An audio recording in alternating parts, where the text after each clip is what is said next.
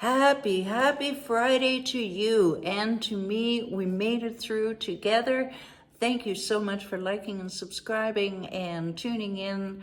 Many of you every day. I appreciate you all so much, especially Susan, Michael, Jessica, Lisa. Thank you, Sarah, of course. Thank you so very much. Oh, and Chris, yes. All right, who am I? I am Kitti Andrews with declutterthebrain.com, helping my fellow neurodivergents to get grounded and simplify their lives so that they can focus on the one thing that will skyrocket their daily productivity. And if you'd like to know more about how we do this wonderful thing, just hold that one thought and we will give you your next one step to take in about 4 minutes from now. And don't forget, we have the Friday Funny for you.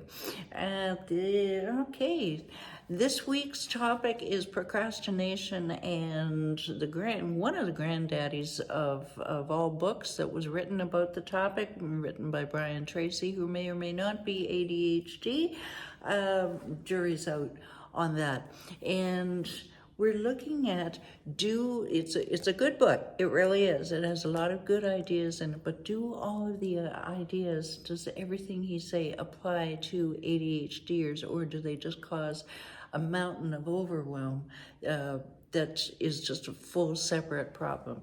And really, you've got to, it's a short read. As you can see, it's small. I really suggest that you go and grab the book and read it for yourself and make your own conclusions, and shoot me a message. Let me know what you think. Because we all have different opinions. That's what makes the world go round. Now, the focus is, the premise, I should say, is that if you need to eat a frog for your day's pay, then you eat the frog first thing in the morning. Well, you may not be a morning person, so you may be able to do some of it in the morning, some of it in the afternoon. What I love about what he says is, I've said this many times, decide what it is that you need to do, write it down, write down what you need, make some sort of deadline for this goal, make some sort of deadline, and it's too much work for me. It will work. Just make a simplified version of it. Okay, it can be done. And if you need help with that, reach out to a family member, a friend, a coach. I don't do one-on-one coaching anymore, but it is part of the group program that I do, and I would give you individual coaching on this. Now, Pareto, on page 19, he talks about the Pareto principle. 20% of our efforts get 80% of the results, and that is, so look at what you've been doing, what is getting the most of your results that you want. For me, it's the videos, and it has been for 5 years. So I keep doing videos, and I prioritize those. Hard to choose between all of those things, but you just need to sit down once in a while and say, okay, what's working and what isn't working so well. Remember, there will never be enough time, hours in the day, to get everything done that you need to do. I have tried, and it just won't. So knock it off, Mr. and Mrs. Overachiever, and cut yourself some slack. Be kind to yourself. Now, on page 13, he talks about planning each day in advance, and that can be fine. He micro plans and micro lists, and that can be helpful, except we as ADHDers can drown in those micro planning and micro lists. Sometimes a bit more general can be a good idea, so that we have a little bit of flexibility if life happens. He suggests scheduling things in small chunks, which I really agree with, because I don't always have the attention span to do the whole job at once. Full disclosure, I just don't. Ginseng and dark chocolate help, by the way. Now, here's something some mental work. What is stopping you? If you identify your key constraints, what is stopping you from doing this project? Because we all procrastinate. Why are we doing this? Well, many times it can be fear.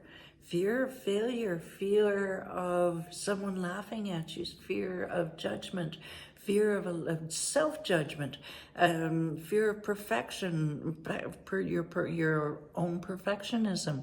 That can be a huge fear. So just say to yourself, why do I not want to do this? Okay, once you get past it, I don't know, then you'll find an answer, or reach out to me or a friend and say, help me out with this.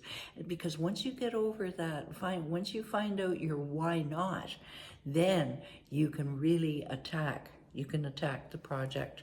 You really can. Today, slice and dice. Pizza, anyone? All right. Slice up what page is it on? 93, I believe. I talked about chunking. If you slice the tasks into small bits, like a pizza, for example, my newsletter, I don't always do it all at once because it can be overwhelming. Now, here's the thing. Endorphins are released every time you get that piece of the pie completed. So, and endorphins are really important to ADHDers. So on page 67, he says, take it one oil barrel at a time. Do I have time to tell the story? No, not really. But the idea is, you're going through the desert. Your next goal is the next oil barrel, and the next oil barrel, and the next oil barrel. Until Monday, when we talk about simplifying your feng shui. Yeah, we haven't done that since last September, so that'll be fun. Scroll down below, text me for your guest invitation to our Wednesday ADHD-CONNECT party. Come and see how we roll. We have a good time, and we get a lot of shiitake done. Here is the Friday Funny. All right, why do Teslas cost so much? Simple, they charge a lot.